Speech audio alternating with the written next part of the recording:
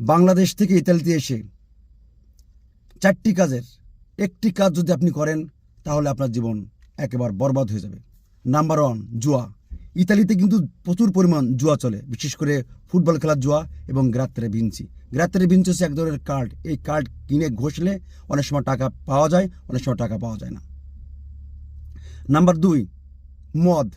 ইতালিতে কিন্তু প্রচুর পরিমাণে মদ চলে। মদ ওপেন, যে কেউ মদ খেতে পারে, কেউ বাধা দিবে না।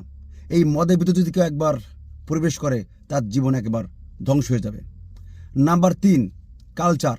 ইতালিয়ান যে কালচার রয়েছে, এই কালচারের সঙ্গে একবার মিশে গেলে আপনার জীবন কিন্তু একবার ধ্বংস হয়ে যাবে।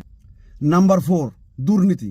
আপনি যদি ইতালিতে এসে কোনো দুর্নীতি করেন, কোনো বিশ্বাসঘাতকতা করেন, তাহলে আইজোক কাইলোক এই সরকারের কাছে কিন্তু আপনার ধরা খেতে হবে। আর ধরা খেলে কিন্তু কোনো মাপ নেই।